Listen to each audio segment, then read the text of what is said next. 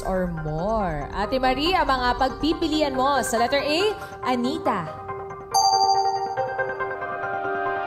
Letter B, Nympha. C, si Romy. And letter E, Lorna. Kuya Ray, di pala. Di pala. Sorry, di Eddie. Sorry. Na-distract ako sa ngiti ni Eddie. Ayan, D, Eddie. So letter E, Lorna. Ganda kasi ng ngiti ni Eddie. Oo nga, gaganda ng ngiti. Ate Marie, 2 po ang pipiliin ninyo at 3 ang iiwasan. Ngayon pa lang, meron po kayong 50,000 pieces pero bawat maling sagot, may katumbas na halaga. Naku! Ingatan ang pagpili, Marie, dahil ang meron dyang 10,000 pieces minus 15,000 pieces. At ito, minus 20,000 pieces. Pinakamasakit sa lahat. Yun ang pinakamasakit. Pero, Marie, 50,000 pieces sa simula. Always protect your money. Ito na ang pagkakataon pumili ng 2. Pero bago yan, up.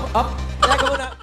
May chika ba tayo, friend? Friend, Ayan na yung mga chika, mga friends! Meron tayong chika ngayon kasi ang isa dyan, isa sa mga bisita natin ngayon ay working pa sa abroad at the age of 76. Oh, productive pa rin, ha? Yes, at the age of 76. At meron pang isa, mga friends! Ano yan, friend? Meron ding isa dyan na radio broadcaster sa abroad at 67. 76, 67. Magkaiba yun. Bago, radio broadcaster, ha? Oo. 67 sa Yes. abroad. Yan, Maria. Yan ang mga chika ni Maring Main. Thank you, Mars. Ni Maring May. Thanks, Mars. Pili Oo. May Kaya something si Ate Sally, ha? O Medyo ibig sabihin, Marie and Ate Sally, ibig sabihin yung anak nila ay citizen na ng ibang bansa at kinuha ang magulang para maging citizen na rin doon. Kailan ang dalawa, Marie?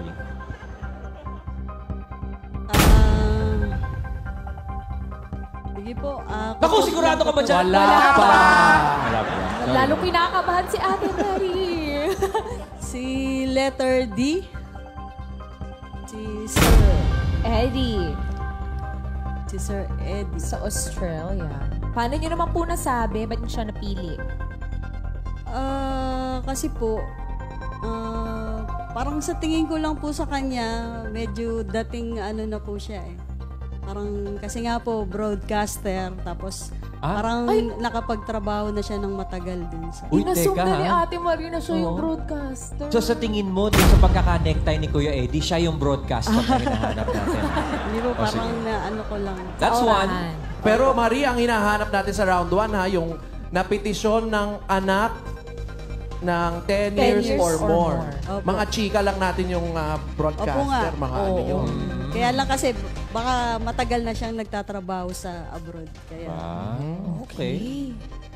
Tapa. One more. ako po, si letter A.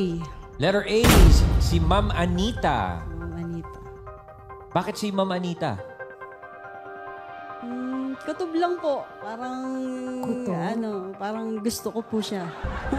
Dinadaan ka sa sweet smile ni Ma'am Anita. Yes. Okay, so yan ang mga napili mo. Si Ma'am Anita A at si letter D, si Kuya Eddie. Si sister, baka gustong palitan ang mga choices ni Ate Marie. Sally! Okay ka na ba sa mga pinili ni Marie? Gusto mo bang kumontra bilang kapatid? Actually, Patribida. pareho naman po kasi si Sir Eddie, napakaganda ng boses niya nung nagsalita siya. Tama si Marie, mukhang siya yung broadcaster.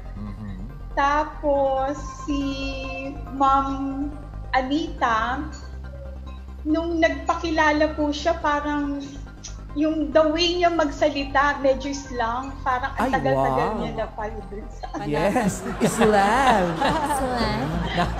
Ayaw mo ba kay letter B? Parang call center o broadcaster? Oo, Dalawa pwede na- din. O kaya drive-thru. Pwede rin po. Actually, meron pang isa kay letter E. Si Mami Lorna. Letter E siya. Kung si Ma'am Lorna ang pipiliin mo, sinong gusto mong palitan sa letter A at letter D, Ate Sally? Siguro po si Ma'am Anita. Si Ma'am Anita papalitan. Pero Marie, nasa sayo pa rin naman yan. Yes. Suggestion lang naman yung kay Ate Sally. Siguro po mag-stick na ako. Bakit? Yan na naman, ha? Ate Marie, kasi yung akin... Uuwi Bahala ka yan, na nga. uuwi yan. Mamaya pa ako uuwi. O sige, letter A at